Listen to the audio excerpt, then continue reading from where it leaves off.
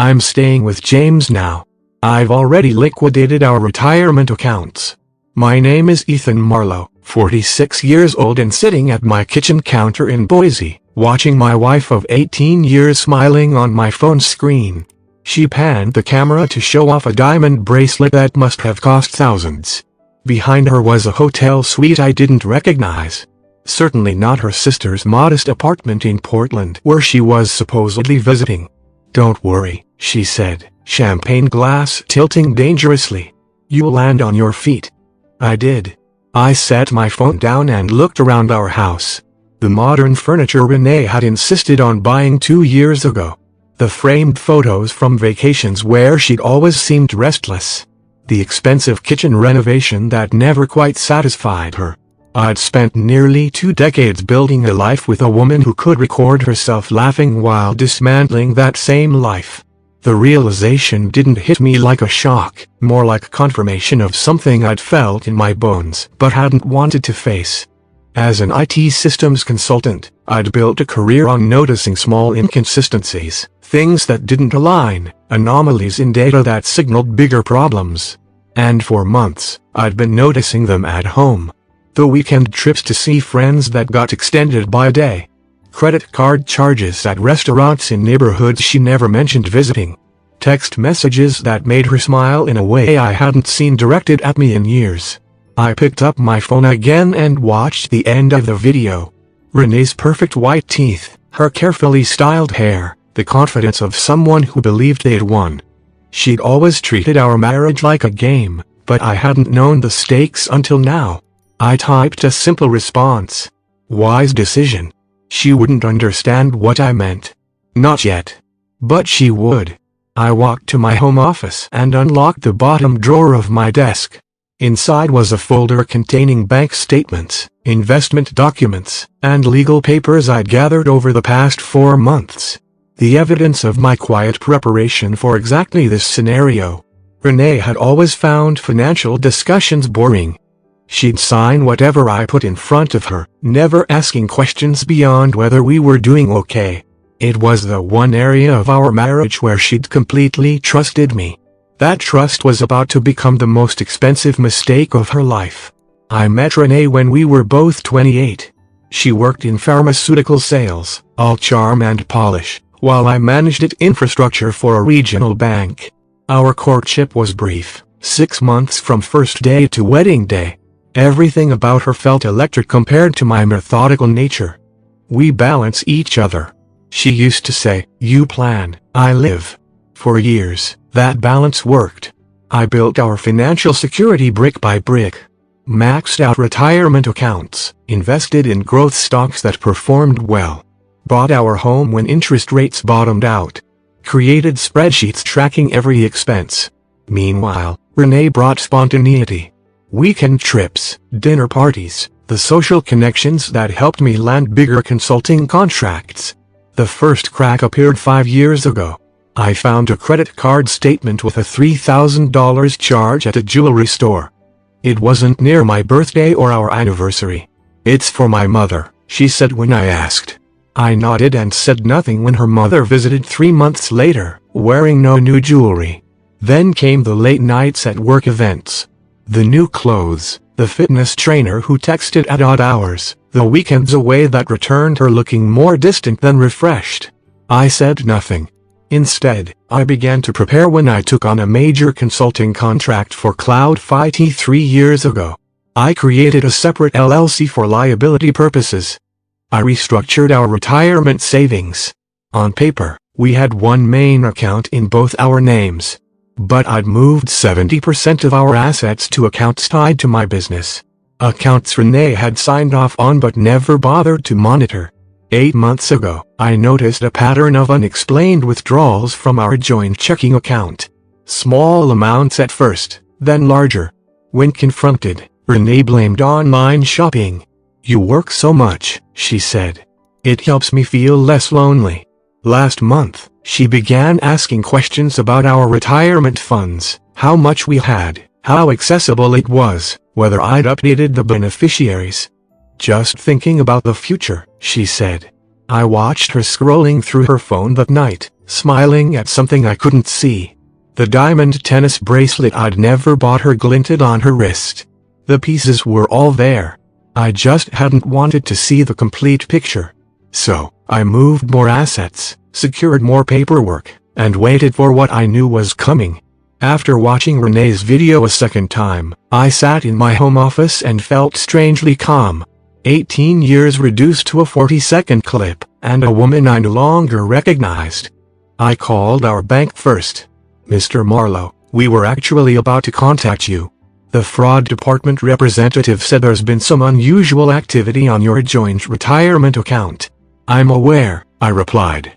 My wife has attempted to liquidate it without my knowledge or consent. I did not authorize this transaction. The representative's tone shifted from concern to action. In that case, sir, we need to file a fraud report immediately. I can place a freeze on the account while we investigate. Please do. By the time I hung up, I'd set in motion what I knew would be the end of my marriage. Not the betrayal that had happened long before, but my response to it. I pulled up the document I'd prepared months ago and never hoped to use. Divorce filing papers partially completed, waiting for details I now had in abundance. I updated the dates, added the latest evidence, and saved the file to send to my lawyer in the morning. My phone buzzed with a text from Renee. Did you get my message? I didn't respond. The freeze on the account would take effect within hours. The fraud investigation would follow and Renee would discover that her grand exit strategy had a fatal flaw. I walked through our house that night, really seeing it for the first time in years. How little of myself existed in these rooms. The furniture I hadn't chosen.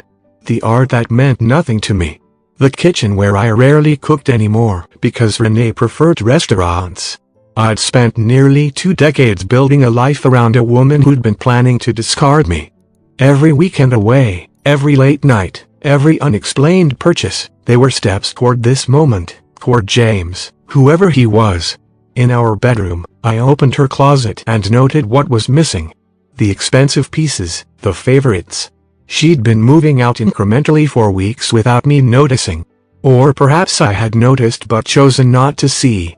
I slept in the guest room that night on sheets that didn't smell like her perfume. When I woke up, I felt lighter than I had in years. Over coffee, I emailed the divorce filing to my lawyer with a request for urgency. Then I called Jack, a forensic accountant I'd worked with on a case of corporate fraud 2 years earlier. I need to trace some financial activity, I told him. And I need it documented for court.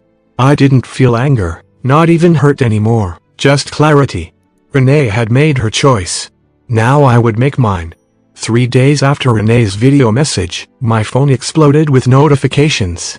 Text messages, voicemails, emails, all from her. All with increasing urgency. What's happening with our account? Why can't I access the funds? The bank is saying something about fraud. I let them pile up without responding. My lawyer had advised minimal contact, and I was following that advice to the letter. Everything needed to be documented, clean, and by the book. On the 4th day, my doorbell rang at 7 a.m. I opened it to find Renee standing there, her perfect appearance frayed at the edges. The confident woman from the video was gone, replaced by someone with smudged makeup and wrinkled clothes. What did you do? She demanded, pushing past me into the house. I kept my voice level. I reported unauthorized access to our accounts. The bank froze the funds pending investigation. Unauthorized. She laughed, but it sounded hollow. I'm your wife. I have every right. The account required dual authorization for withdrawals over $10,000. You forged my signature on the paperwork. That's fraud, Renee. Her face changed, the mask slipping to reveal calculation beneath. You can't prove that. The bank has the documentation and I have your video helpfully explaining your intentions. She switched tactics, then moving closer, her voice softening. Ethan, this is just a misunderstanding. I was angry. I wasn't thinking clearly. I stepped back. You were clear enough to plan this for months. Clear enough to pack your favorite clothes. Clear enough to forge documents. We can work this out, she said, reaching for my arm. Whatever you think happened with James. I filed for divorce, I interrupted. The papers will be served to you today. This conversation needs to happen through our lawyers. The mask dropped completely. You'd have nothing without me, she hissed. I built your social connections. I made you look successful. You were just some boring IT guy before me. I almost smiled at how predictable this was. And yet somehow I managed to protect our assets from your attempt to steal them. Imagine that. Her eyes narrowed. The retirement account had over $800,000. It had $180,000. I corrected, which the bank has now frozen. The withdrawal has been flagged as potentially criminal activity. What about the rest? Our portfolio was worth over $1 million. Now I did smile. You never did pay attention during our financial discussions. Understanding dawned slowly on her face. She walked to the kitchen counter and picked up her phone, frantically opening banking apps and entering passwords. Where is it? She demanded. Where's the rest of our money? In accounts you signed the paperwork for but never bothered to monitor. Accounts tied to my LLC, which you have no access to without my authorization. The look she gave me then was pure hatred. You planned for this? I shook my head. I protected us from financial risk when I took on the cloud contract. Standard business practice. The fact that it also protected our assets from you is just, what would you call it? A wise decision. She threw her phone at the wall. It bounced off harmlessly and clattered to the floor. You think you've won? James has money. He has connections. Then you've landed on your feet, I said, using her own words. But you will be doing it without the retirement funds you tried to steal and given the fraud investigation, possibly with a criminal record.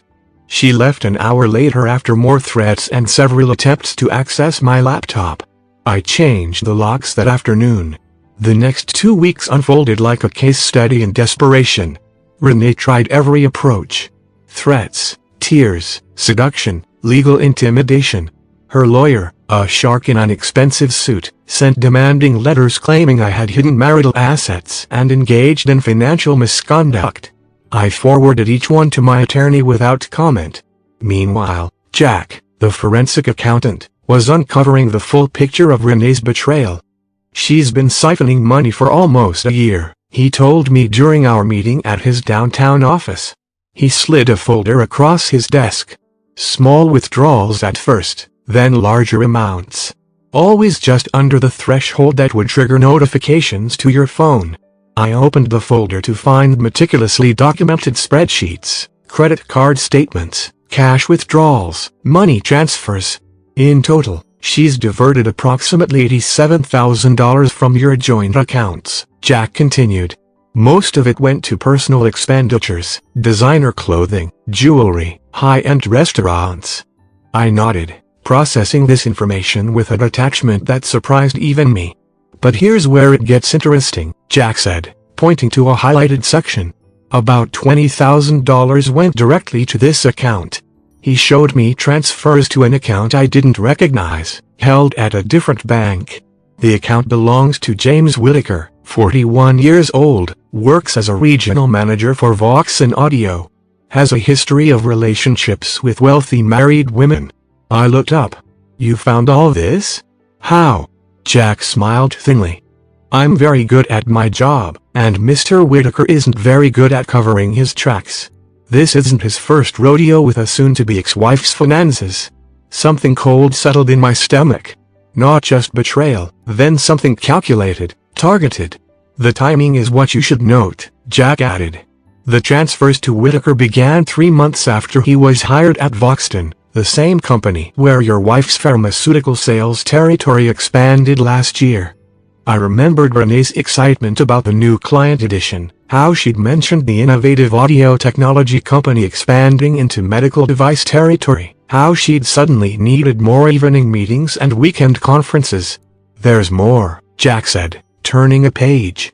Whitaker has done this before twice that I can document. Both times with sales representatives from companies his employer partnered with. Both times involving significant financial transfers before a dramatic exit from the marriage. The pieces clicked into place. Not just an affair, then a predatory pattern, a deliberate targeting of my wife, our finances, our life. Does she know? I asked. Jack shrugged. Hard to say. She might be complicit or she might be another victim. Either way, she's been moving your money to him for months. I thought about Renee's confident smile in that video. The new bracelet, the designer bags, the way she laughed while telling me she'd emptied our retirement. She knows, I said quietly. Maybe not everything, but enough. Before leaving Jack's office, I had one more question. The account liquidation she attempted. Could Whitaker have coached her through that? Jack nodded. Almost certainly. The paperwork was forged, but professionally, and the timing immediately before a holiday weekend suggests someone familiar with banking procedures, someone who knew it might delay fraud detection. I thanked Jack and left with the folder of evidence. On the drive home, I felt something shift inside me. This wasn't just about saving my assets anymore. It was about stopping a predator. And possibly, though I barely admitted it to myself, about saving Renee from her own worst decision. With Jack's evidence in hand, I met with my lawyer, Daniel Green, in his downtown office. The wide windows overlooked the Boise skyline, but I barely noticed the view as we discussed strategy. This changes things significantly, Daniel said, reviewing the documents. We have evidence of systematic financial misconduct, possible conspiracy, definitely fraud. I nodded, watching his experienced eyes scan the numbers Jack had compiled. We have 3 paths forward, he continued. First, we proceed with the divorce as planned, using this to ensure favorable asset division. Second, we file criminal charges against both your wife and this Whitaker individual. Or third, he looked up, meeting my eyes. We used this information as leverage. Leverage for what? To get everything you want in the divorce settlement and possibly to recover the funds already transferred. I considered this, turning the options over in my mind. What about Whitaker's previous victims? The other women? Daniel raised an eyebrow. You're concerned about them. If he's done this repeatedly, he'll do it again. The pattern matters. My lawyer leaned back in his chair. We could potentially reach out to their attorneys. Share information, build a stronger case. I made my decision then. Start with the leverage, prepare for criminal charges if necessary, and connect with those other attorneys. Within days, we had a coordinated approach. 2 of Whitaker's previous targets had agreed to share their experiences and financial records. The pattern was unmistakable, the predatory nature undeniable. Meanwhile, I implemented the next phase of my plan. I contacted the fraud department at our bank with the complete documentation. They escalated the case immediately, expanding the investigation to include Whitaker and the suspicious transfers. I also reached out to Voxton Audio's corporate compliance officer, an anonymous tip at first, suggesting they investigate potential conflicts of interest in their regional management team. Just enough to start them looking in the right direction. Then I waited, not passively, but strategically. I monitored account activity. I documented every communication from Renee. I prepared my home by removing anything of sentimental value to me, securing important documents, and changing all passwords. 7 days after my meeting with Daniel, Renee's tone changed abruptly. Her text shifted from accusatory to concerned. We need to talk. It's important. Please call me back. I think I've made a terrible mistake. There are things about James you should know. I didn't respond, but I forwarded each message to Daniel. 2 days later, Renee appeared at my office building as I was leaving work. She looked shaken, the confident sheen completely gone. He's not who I thought he was, she said, falling into step beside me. James has been lying about everything. I kept walking toward the parking garage. That seems to be going around. I'm serious, Ethan. He's done this before. Used women for their money. I just found out from his ex-girlfriend. I stopped and turned to face her. I know. So does our lawyer. So does the bank's fraud department. So does his employer's compliance team. Her face went pale. You knew. I had a forensic accountant trace every dollar you've transferred to him over the past year. All 87,000 of them. We've connected with his previous victims. We have the complete pattern of behavior documented. She seemed to sway slightly. Ethan, I didn't know. You have to believe me. Actually, I don't have to believe anything you say anymore, Renee. That's the one benefit of all this. I turned and continued walking, leaving her standing in the office plaza as the autumn sun began to set. The hearing was scheduled for 10 a.m. on a Tuesday. My lawyer had prepared me thoroughly, but nothing could have readied me for the sight of Renee and James sitting together at the respondent's table. She looked diminished somehow. He looked annoyed. They'd arrived together despite the mounting evidence against him, despite everything she now knew. I wondered what hold he still had over her. Our case was called. The judge, an older woman with silver-rimmed glasses, reviewed the documents before her with methodical attention. Before we proceed, she began. I understand the plaintiff has submitted additional evidence regarding financial misconduct. Daniel stood. Yes, Your Honor. We have documented systematic fraud, including forged authorization documents and transfer of marital assets to a third party. He presented the comprehensive file. We'd assembled the bank statements, the forged paperwork, the video Renee had sent admitting to liquidating our retirement accounts, the transfers to Whitaker's personal account, and then the final piece. Testimony from Whitaker's previous targets, describing the identical pattern of behavior. I watched Whitaker's face as this evidence was presented. The annoyance shifted to calculation, then to barely concealed panic. When the judge directed her attention to him, he leaned over to whisper urgently to his attorney. Mr. Whitaker, the judge said sharply, this court has evidence suggesting you may have engaged in a pattern of financial exploitation. While that's not the primary matter before me today, I am referring this case to the district attorney's office for potential criminal investigation. Renee made a small sound beside him. Not quite a gasp, more like the air going out of her last hope. The judge continued, given the evidence of financial misconduct, I am freezing all disputed assets pending final resolution. And Mrs. Marlowe, you should be aware that the court takes a very dim view of attempts to hide or transfer marital property. 6 months later, I stood on the balcony of my new condo in downtown Boise, watching the sunset paint the city gold. The divorce was finalized. The financial matters settled. The legal system had run its course. In the end, Renee had turned on Whitaker, providing evidence that helped the district attorney build a stronger case against him, whether from self-preservation or genuine remorse. I never asked. The criminal charges against her were reduced in exchange for her cooperation. She avoided jail time, but would be making restitution payments for years. Last I heard, she'd moved back to her hometown in Oregon, taking a lower-level sales position with a different company. Whitaker hadn't fared as well with 3 former victims testifying against him, plus Renee's evidence. He was facing significant time for fraud and financial exploitation.